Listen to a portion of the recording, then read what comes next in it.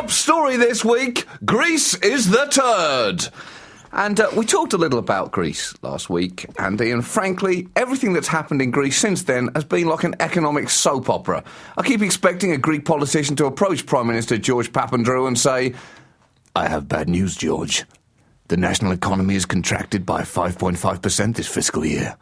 And what's more, I'm sleeping with your wife.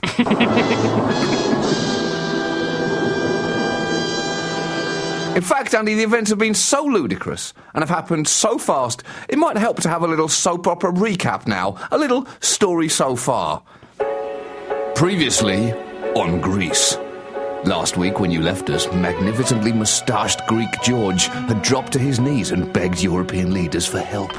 In Germany, Italian horn dog Silvio was still trying to apologise to German bombshell Angela for calling her an unfuckable lardass. French munchkin Nicholas offered polish-headed Papandreou a bailout 130 billion euros with a 50% write-off of its debts in return for deeply unpopular austerity measures, and the Greeks basically mailing their bulls to Brussels. So, would George be able to convince the Greeks to accept that deal? Would the Greek people be able to raise enough money to pay for the postage to mail those balls? Would Silvio ever stop dry humping the table leg? Find out that and more on this week's episode of Greece.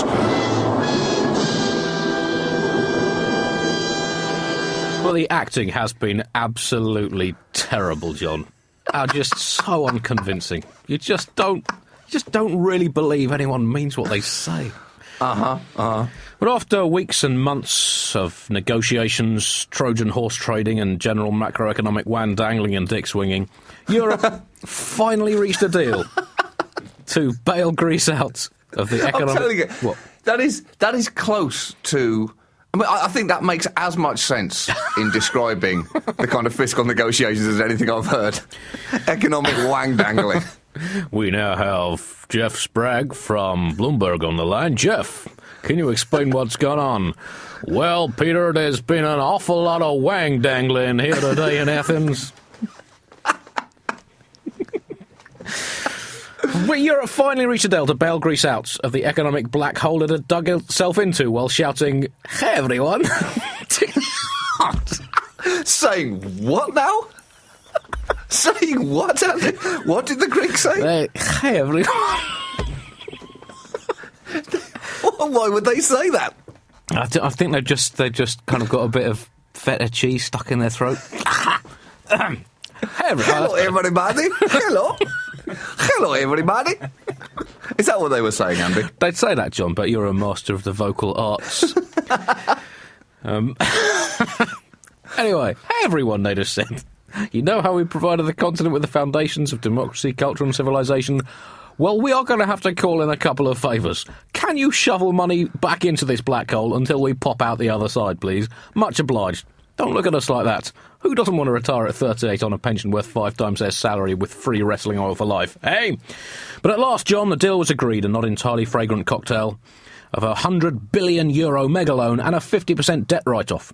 And after all the uncertainties, the doom-mongering, the fears of a total meltdown of the entire continent's economy and its currency, at last, this was something to rebuild on, something everyone had compromised on, to thrash out a deal that gave at least a hedgehog's willy of hope for the future. It was a relief all round that finally the worst might be over. And then, Greek Prime Minister George Papandreou, he paused for a minute, he put on his most serious face, and then his cheek started twitching slightly, and he frowned over seriously, he coughed a little, and his chin started to quiver, the eyes creased slightly at the corners, the neck tensed up as a micro-chuckle half escaped his throat. His shoulders started to rise and fall. His eyes clenched shut. His head bowed. No, he couldn't hold it any longer. We're going to have a referendum. Priceless. You should see the look on your faces. Got you. Got a lot of you. Oh, yes, that was worth the wait. What are you all looking at me like that for? It is amazing that it was just a week since Greek Prime Minister George Papandreou was heralding a new day for Greece and a new day for Europe after marathon talks held in Brussels. What he didn't say was that it was going to be a very shitty new day indeed. But it did all seem like it was over, and that Europe had successfully kicked the Greek can far enough down the road that it didn't have to think about it for a while. And then, as you say, Papandreou, just being Papandreou, seemingly out of nowhere, announced that he was going to have a referendum and asked the Greek people whether they wanted this to accept the deal or not. To which the response of the EU leaders was something along the lines of, "What, mate? You're having a ref for what now?" I don't remember you mentioning that at any point during the last few days of frantic negotiations. I'm pretty sure I would have remembered it, because if I'd ever heard you say something that even rhymed with that word, I'd have slapped you across your stupid Greek face! On the news that Papandreou had pulled his surprise referendum rabbits out of the hats and then bitten its head off, the stock markets slumped on the news like the total pricks that they are. They responded by saying, "What about us? What about us?" Well, listen to me, stock markets. Have some f***ing balls, you losers! Can you not take a single bit of bad news without shitting your pants and running to mummy? How old are you? New York Stock Exchange, you're 194. Old enough to know better. London Stock Exchange, 210. Grow up, you tool. NASDAQ, you're only 40, I'll let you off. You're a young stock exchange, I understand that. But the lot of you, if you have that nervous a disposition, see a shrink and get another f***ing job. Knit some f***ing socks or something. I think it's because they were overprotectively parented by their governments, John. They've been allowed to have exactly what they wanted ever since they were small. No wonder they're so ill-adjusted to the modern world. Pricks.